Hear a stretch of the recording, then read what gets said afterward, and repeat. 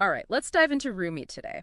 Specifically, the Masnavi. Yes, his masterwork. Yeah. And we're looking at these two parrot parables. Right, which can be a bit confusing because they sound similar on the surface. They do, but they teach almost opposite spiritual lessons. So our mission today is kind of mapping Rumi's path for the soul using these birds from, folly to freedom. Exactly, from being trapped to finding liberation.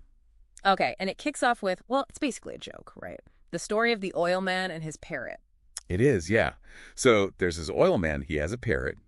A cat knocks over an oil jar, and the owner gets furious, blames the parrot unfairly, and hits it. Knocks all the feathers off its head. Ouch. So the parrot goes bald and just stops talking. Stops talking for months. Then one day, a bald man walks past the shop. And the parrot suddenly speaks up. Yes. It looks at the man and asks, "Pray, whose oil jar did you upset?" Ah. Okay, so the tragic humor there is. It's the parrot's mistake, isn't it? A really quick cognitive leap. It assumes its own specific trauma-spilled oil caused my baldness. Must be the reason for this guy's baldness, too. It's projecting its own story onto someone else. Precisely. And Rumi uses this to illustrate the projecting soul, the nafs-i ammara. The ego that's kind of stuck in its own assumptions. Rumi even gives a direct warning, doesn't he? Something like, Do not measure the actions of holy men by the analogy of yourself.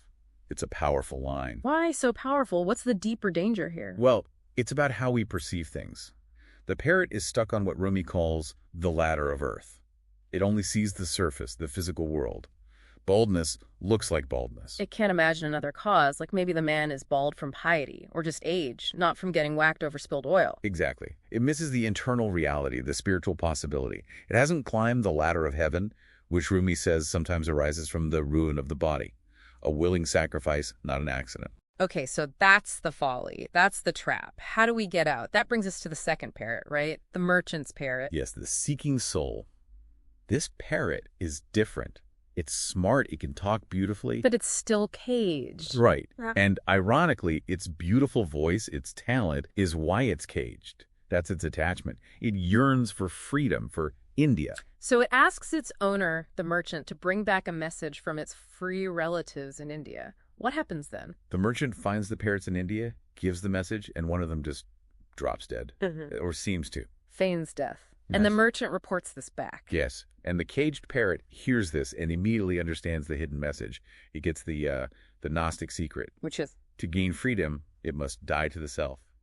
It has to let go of what makes it attractive and valuable in the worldly sense. Its voice, its performance. So it feigns death too. The owner thinks it's dead, takes it out of the cage. And it flies away free. Yeah. It understood Fana, the annihilation of the ego, the letting go of attachment. Wow. Okay, so the contrast is huge. The first parrot is trapped by projection, by faulty logic. And becomes a lesson in folly, an object of laughter almost. While the second parrot uses wisdom, detachment. Strategic detachment, yes. And achieves true freedom, becoming a source of wisdom itself. It's fascinating how this, 13th century idea still echoes. I was thinking about modern therapy, actually, like in CBT. Oh, the poison parrot metaphor. Exactly. That idea that negative self-talk is like this parrot on your shoulder, just squawking learned negativity, a flawed script. It's a direct parallel, isn't it? That inner critic is often just repeating old hurts or assumptions, like the oil man's parrot projecting its one bad experience onto everything. And the therapy goal is often to what?